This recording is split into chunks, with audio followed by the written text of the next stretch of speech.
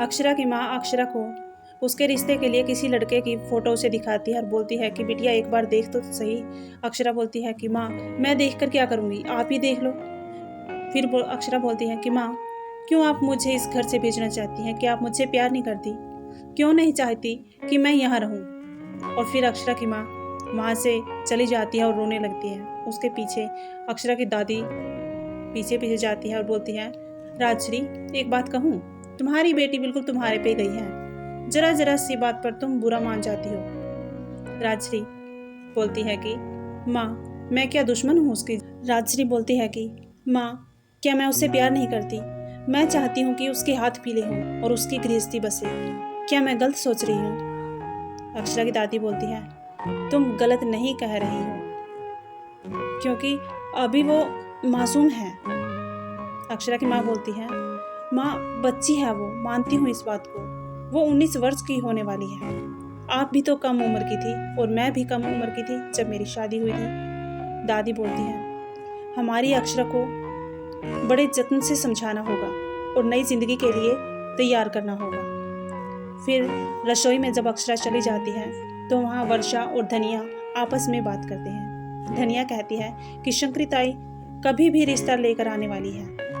और वहाँ पर फिर शौर्य आ जाता है और पानी पीता है और वर्षा से पूछता है कि क्या अक्षरा माने? तो उस टाइम वर्षा मना कर देती है। और फिर वर्षा अक्षरा से बोलती है, लड़का देखने में क्या जाता है, क्या पता कोई अच्छा लड़का मिल ही जाए। अक्षरा बोलती है, अभी मेरा मन नहीं है वर्षा, बिल्कुल भी मेरा मन नहीं मान रहा है। तो पीछे से उसकी माँ आती है राजश्री और उसे बोलती है कि तू अपने मन को मना ले, मैंने और तुम्हारी दादी ने यही सोचा है कि अभी तुम्हारी शादी नहीं होगी, अगर तुझे वक्त चाहिए ना तो वक्त ले ले। ये बात सुनकर अक्षरा बहुत खुश हो जाती है। फिर अक्षरा जब बाहर जाती है तो वो शौर्य और वर्षा को एक साथ देख लेती है और फिर वर्षा कहने लगती है कि अक्षरा मैं तुझे ही ढूंढ रही थी, मैं घर जाती हूँ।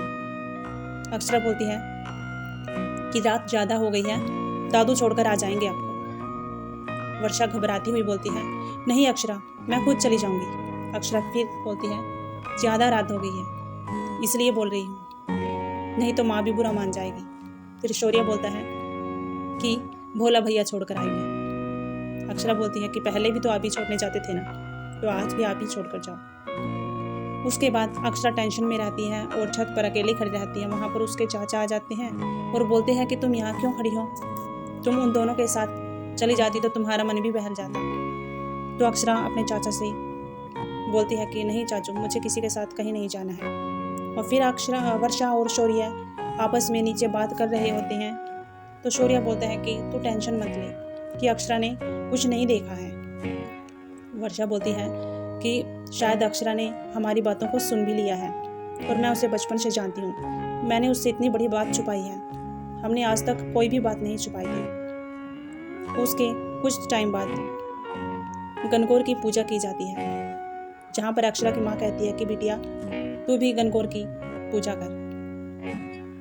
और वहाँ पर वर्षा की माँ बोलती है, जब शौर्य वहाँ पर आता है कि माँ मेरी जैकेट कहाँ पर रखी है, तब वर्षा की माँ बोलती है कि अब इसके लिए भी कोई लड़की ढूंढ ले। और फिर अक्षरा और वर्षा किसी तालाब पर जाते हैं और आपस में बातें करते हैं। अक्षरा सोचती है कि मैं वर्षा से कल वाली बात मनवा कर ही रहूँगी, लेकिन वर्षा उसे कोई भी बात नहीं बताती है।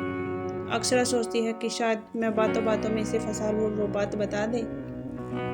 तो वर्षा उसे कोई भी बात नहीं बताती है।